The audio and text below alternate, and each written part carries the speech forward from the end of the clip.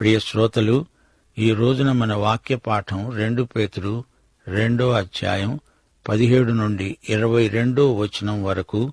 సావధానంగా వినండి. వీరు నీళ్లు లేని బావులు, పెనుగాలికి కొట్టుకొని పోయే మేఘములు అయి ఉన్నారు. వీరి కొరకు గాఢాంధకారము భద్రము చేయబడి ఉన్నది. వీరు వ్యర్థమైన డంబపు మాటలు పలుకుతూ తామే శరీర సంబంధమైన దురాశలు గలవారై తప్పు మార్గమందు నడిచే వారిలో నుండి అప్పుడే తప్పించుకున్న వారిని పోకిరి చేష్టల చేత మరులుగొల్పుతున్నారు. తామే భ్రష్టత్వమునకు దాసులై ఉండి అటివారికి స్వాతంత్ర్యమిస్తామని చెబుతారు. ఒకడు దేని వలన జయించబడతాడో దానికి దాసుడవుతాడు గదా. వారు ప్రభువు రక్షకుడు అయిన యేసుక్రీస్తు విషయమైన అనుభవ జ్ఞానము చేత ఈ లోకమాలిన్యమును తప్పించుకొనిన తరువాత మరల వాటిలో చిక్కుబడి వాటి చేత జయించబడిన ఎడల వారి కడవరి స్థితి మొదటి స్థితి కంటే మరీ చెడ్డదవుతుంది. వారు నీతి మార్గమును అనుభవపూర్వకముగా తెలుసుకొని తమకు అప్పగింపబడిన పరిశుద్ధమైన ఆజ్ఞ నుండి తొలగిపోవటము కంటే ఆ మార్గము అనుభవపూర్వకముగా తెలియక ఉండడమే వారికి మేలు. కుక్క తన వాంతికి తిరిగినట్లు, పంది బురదలో దొర్లడానికి మరలినట్లు అనే నిజమైన సామెత చొప్పున వీరికి సంభవించింది. శ్రోతలు, ఈ అబద్ధ బోధకులు నీళ్లు లేని బావులు, నిర్జల మేఘములు. వర్షించని మేఘముల వల్ల ప్రయోజనమేమిటి?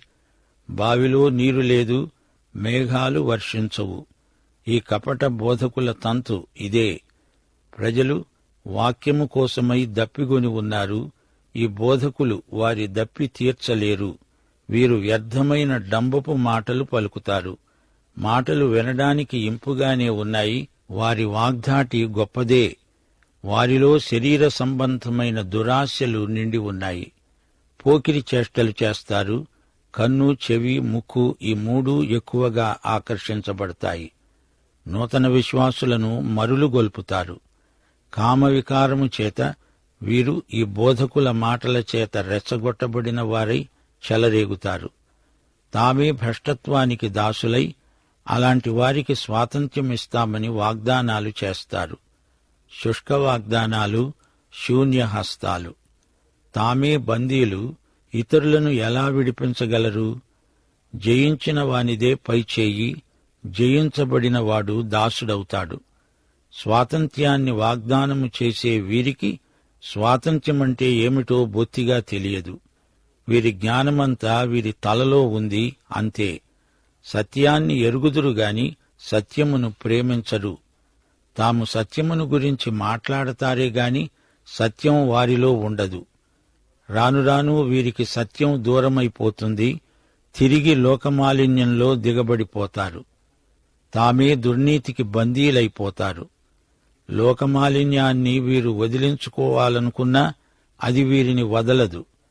మనకు ప్రభువు రక్షకుడు అయిన యేసుక్రీస్తు యొక్క అనుభవ జ్ఞానము చేత మాత్రమే లోకమాలిన్యము నుండి తప్పించుకోగల శక్తి వస్తుంది. అయితే తిరిగి అందులో దిగబడితే వారి కడవరి స్థితి మొదటి స్థితి కంటే మరీ ఘోరమవుతుంది. వారు సువార్తను వినలేదా అంటే విన్నారు గాని విన్నదంతా వారు నమ్మరు. అందుకే హఠాత్తుగా తిరిగి తప్పించుకోలేని బంధకాలలో చిక్కుకుంటారు. కొందరైతే సువార్తను వింటారు గాని దేవుణ్ణి పూర్తిగా నమ్మరు. సంశయాత్మతో విననట్లు ప్రవర్తిస్తారు. విడిచి వచ్చిన కల్మషంలో మళ్లీ దిగబడిపోతారు. పేతురు ఈ విమత బోధలు ఎలాంటివో, అవి ఎలాంటి విషఫలితాలిస్తాయో వివరిస్తున్నాడు. ఈ బోధకులు సంఘంలోకి రవాణా అయి వస్తారు. వారి బోధలను అరికట్టాలి. దేవుని వాక్యానికి భిన్నమైన బోధలను వినకూడదు. అమాయకులు ఈ దుర్బోధలు విని చెడిపోతారు. సత్యాన్ని మార్చి చెబుతారు. నిజాన్ని అబద్ధంతో కలుపుతారు. కల్తీ సత్యాన్ని ప్రజల చేత నమ్మిస్తారు. దీని ద్వారా తమకు లాభం. వీరు స్వలాభపరాయణులు. వీరు ప్రభువును మహిమపరచరు, ప్రభువు మహిమను దొంగిలిస్తారు. తమ బోధను సమర్థించుకోవడానికి వాక్యంలో అక్కడో వచనం ఇక్కడో వచనం తెచ్చి అతికిస్తారు. పెద్ద మాటలు ప్రయోగిస్తారు. తమ తెలివితేటలు, తమ పాండిత్యం ఎంత గొప్పవో ప్రదర్శించాలని చూస్తారు. ధనార్జనే వీరి ధ్యేయం. అతీత శక్తులు తమకు ఉన్నాయంటారు.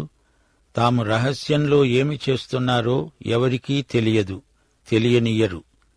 రహస్య జీవితం సుఖభోగాసక్తమైనది. వీరితో పోరాడి ప్రయోజనం లేదు గాని వీరి ఆంతర్యాన్ని వాక్యం ద్వారా ఎండగట్టాలి, బహిర్గతం చెయ్యాలి. దేవుడు ఒకానొక రోజు వీరికి తీర్పు తీర్చబోతున్నాడు. తెలిసి కూడా తిరిగి వెనక్కు పడిపోవడం ఘోరం. సువార్త అసలు వినని వారి కంటే విని అంగీకరించి వెనక్కు తిరిగిపోయిన వారి బ్రతుకు రెండందాలా నష్టమే. దేవుని సన్నిధిలో వినలేదు అని చెప్పలేవు, విన్నావు గాని వెనకబడిపోయావు గనుక శిక్ష తీవ్రతరమవుతుంది. పేతురు కుక్కను దృష్టాంతంగా తీసుకుని చూపుతున్నాడు. కపట బోధకుడు కుక్కతో సమానం. కుక్క కంటే నీచమైన జంతువు యూదుల దృష్టిలో మరొకటి లేదు. కుక్క కక్కిందే మెక్కుతుంది. పేతురు సామెతలు 26వ అధ్యాయం 11వ వచనాన్ని ఇక్కడ ఉటంకిస్తున్నాడు. తన మూఢతను మరల కనబరిచే మూర్ఖుడు కక్కిన దానికి తిరిగే కుక్కతో సమానుడు. కడుగబడిన పంది బురదలో దొర్లడానికి మళ్ళింది. పేతురు తప్పిపోయిన పంది ఉపమానం చెప్తున్నాడు. వింటున్నారా? యేసు ప్రభువు తప్పిపోయిన కుమారుణ్ణి గురించి గొప్ప ఉపమానం మనకు ఉపదేశించాడు. దీనిని ఆధారం చేసుకుని పేతురు మనకు తప్పిపోయిన పంది ఉపమానం బోధిస్తున్నాడు. లూకాసు వార్త 15వ అధ్యాయం 11 నుండి 32వ వచనం వరకు ఈ ఉపమానం చెప్పబడింది.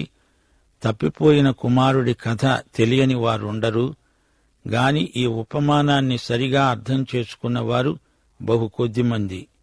ఆలోచించండి. ఒక పాపి కుమారుడవటం కాదు, ఒక కుమారుడు పాపి అవడమే ఈ కథంతా. ఒక తండ్రి, అతనికి 2 కుమారులు. చిన్న కుమారుడు దూరదేశానికి పయనమయ్యాడు. దూరపు కొండలు నునుపు అనిపిస్తాయి. ఈ కుర్రవాడు దూరదేశానికి పరుగులెత్తాడు.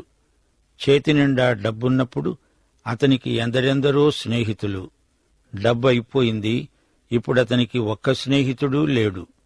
చివరికి పందులు పెంచే ఒక ఆసామి దగ్గర పనికి కుదిరాడు. ప్రభువు ఈ మాట అంటున్నప్పుడు వింటున్న పరిసయ్యులు, శాస్త్రులు అసహ్యించుకొని అన్నారు, చీచీ, యూద పిల్లవాడేమిటి, పందులు కాయడమేమిటి? అంతకంటే హీనమైన నీచమైన పని మరొకటి ఉందా? ఈ కుమారుడు తప్పిపోయి నైతికంగా భ్రష్టుడయ్యాడు. తాగుబోతూ, వ్యభిచారి, ఒకటేమిటి అన్ని రకాల దుర్వ్యసనాలకు అలవాటు పడ్డాడు. చిట్టచివరికి పందుల మధ్యన చేరాడు. ఇంతకు ఈ ఉపమానం మనకేమి బోధిస్తోంది? పాపి ఎలా రక్షించబడాలి అనే సందేశం ఇందులో లేదు. మన తండ్రి అయిన దేవుని హృదయం ఎలాంటిదో ఈ ఉపమానం మనకు చూపుతుంది. దేవుడు పాపిని రక్షిస్తాడు. అయితే ఆయన తన కుమారుడై ఉండి ఒక విశ్వాసి పాపం చేస్తే తిరిగి అతన్ని క్షమించి చేర్చుకుంటున్నాడు. ఈ తప్పిపోయిన వ్యక్తి పందుల మధ్య ఉండగా చనిపోయాడనుకోండి, అతడు చచ్చిన పంది అవుతాడా? అతడు పంది కాడు, కుమారుడు. తండ్రి యొక్క ఇల్లు విడిచినప్పుడు అతడు కుమారుడే. దూరదేశానికి వెళ్లిపోయినప్పుడు అతడు కుమారుడే.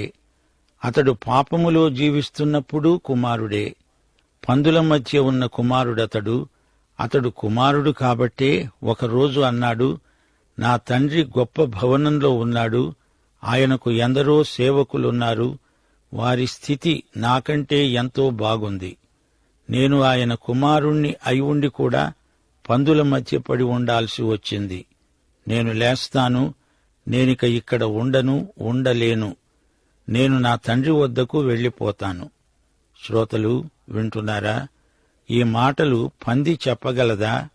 తండ్రి వద్దకు బయలుదేరినవాడు సగం దూరం వచ్చి తిరిగి వెనక్కి వెళ్లిపోతే చెప్పలేము గాని అతడు పంది కాడు, కుమారుడు గనుకే తండ్రి వద్దకు వెళ్లుతున్నాడు. ఇతడు ఇంటికి రాగానే తండ్రి ఏం చేస్తాడు? ధర్మశాస్త్రం ప్రకారం ఆ కుమారుణ్ణి రాళ్లతో కొట్టి చంపాలి. ద్వితీయోపదేశకాండం 21వ అధ్యాయం 18 నుండి 21వ వచనం వరకు. ఒకని కుమారుడు మొండివాడై తిరగబడి తండ్రి మాట గాని తల్లి మాట గాని వెనక వారతణ్ణి శిక్షించిన తరువాత కూడా వాడు వారికి విధేయుడు కాకపోయిన ఎడల అతని తల్లిదండ్రులు అతణ్ణి పట్టుకొని ఊరి గవిని వద్ద కూర్చుండే పెద్దల వద్దకు అతణ్ణి తీసుకుని వచ్చి, మా కుమారుడైన వీడు మొండివాడై తిరగబడి ఉన్నాడు, మా మాట వెనక తిండిపోతూ తాగుబోతూ అయ్యాడని ఊరి పెద్దలతో చెప్పాలి. అప్పుడు ఊరి ప్రజలందరూ రాళ్లతో అతణ్ణి చావగొట్టాలి. అలా ఆ చెడుతనాన్ని మీ మధ్య నుండి పరిహరించాలి. ఇది ఇశ్రాయేలీయులందరూ విని భయపడతారు. శ్రోతలు, అది ధర్మశాస్త్రం, కాని ఇక్కడ కృప ఉంది. అతణ్ణి రాళ్లతో కొట్టి చంపలేదు. కుమారుడు తండ్రి ఎదట తన పాపాన్ని ఒప్పుకున్నాడు. తండ్రి, పరలోకమునకు నీకు వ్యతిరేకముగా నేను పాపం చేశాను. తండ్రి కుమారుణ్ణి కొట్టలేదు, తిట్టలేదు, శిక్షించలేదు. అతనికి రావలసిన శిక్ష అంతా అతనికి దూరదేశంలో ఉన్నప్పుడే వచ్చింది. దుర్వ్యయపుత్రుడై నానా బాధలు పడి వచ్చాడు. తండ్రి తన కుమారుణ్ణి చేర్చుకున్నాడు. కూలివాడు కాడు, అతడు కుమారుడు. అతని కోసం విందు, నీతి వస్త్రం, ఉంగరం, కాలికి చెప్పులు. అతడు కుమారుడు, అతనికి ఘనత. పందుల మధ్య విందు ఉంటుందా? ఉండదు. తండ్రి ఇంట విందు. పేతురు అంటున్నాడు, కడుగబడిన పంది బురదలో పొర్లాడడానికి బురదలోకి వెళ్లిపోయింది. కొంచెం ఊహించండి. తప్పిపోయిన కుమారుడు తిరిగి తన తండ్రి ఇంటికి వెళ్లడానికి సిద్ధపడుతూ ఉండగా ఓ చిన్న పంది అతనితో అన్నదిట, నేస్తం, మన పందుల మంద ఎంత అందమైంది, మన విహార స్థలాలైన బురదగుంటలు ఎంత ఆకర్షణీయమైనవి. నీవు మమ్మల్ని వదిలి మీ తండ్రి ఇంటికి వెడతావా? నేను నీతో వస్తా, నీతో ఉంటా. కుమారుడన్నాడట, చూడు పందినేస్తం, నీవు అక్కడికి వస్తే మురికి కనపడకూడదు, నీవు శుచిగా ఉండాలి. కుమారుడు పందిని వెంటబెట్టుకుని తండ్రి ఇంటికి వెళ్లాడు. తండ్రి కుమారుణ్ణి కావలించుకున్నాడు, ముద్దు పెట్టుకున్నాడు. పందుల మందలో నుండి వస్తున్నప్పుడు కుమారుని బట్టలు దుర్వాసన. కుమారుడు స్నానం చేసి మంచి దుస్తులు ధరించాడు. కుమారుడితో పాటు పంది కూడా స్నానం చేసింది. దాని మెడకు అందమైన రిబ్బను కట్టారు.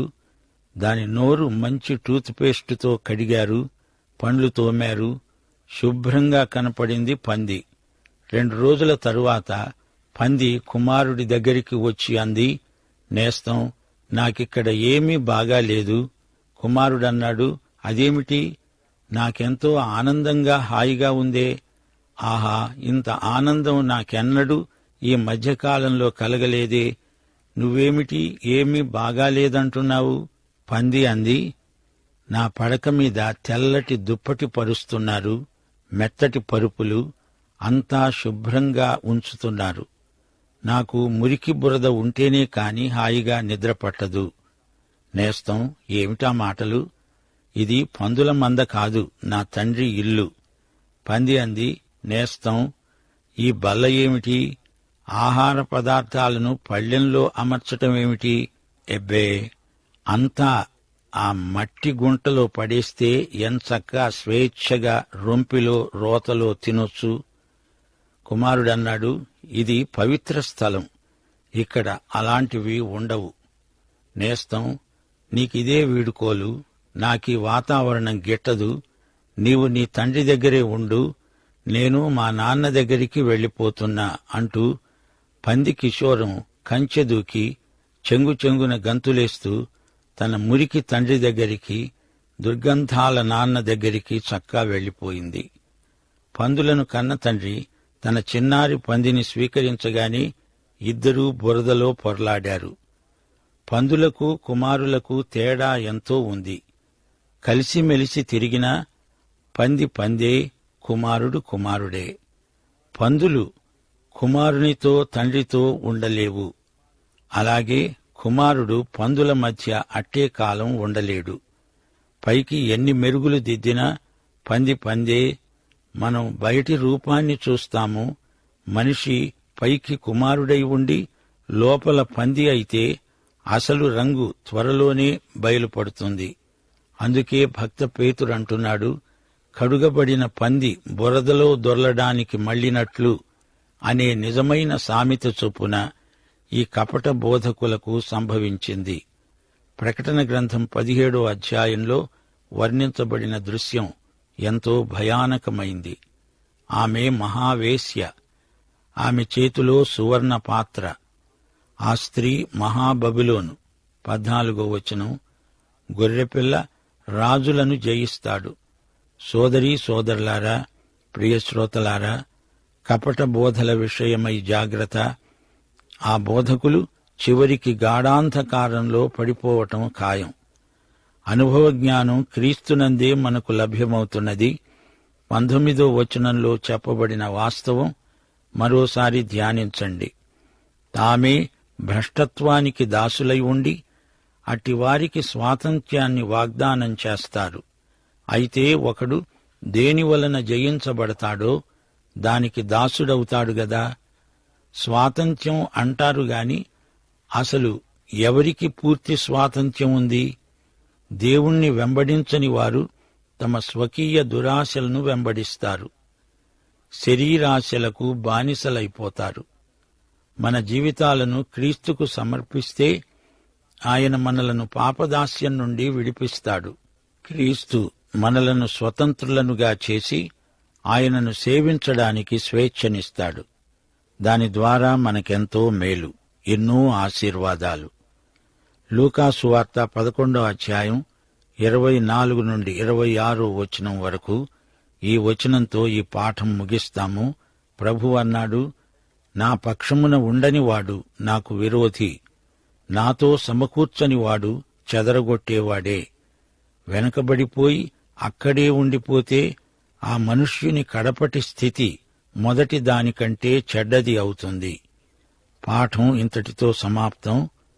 మన ప్రభు అయిన యేసుక్రీస్తు వారి దివ్య కృప, తండ్రి అయిన దేవుని పరమ ప్రేమ, పరిశుద్ధాత్మ యొక్క అన్యోన్య సహవాసము, సమాధానము మనకందరికీ సదాకాలము తోడై ఉండునుగాక. ఆమేన్.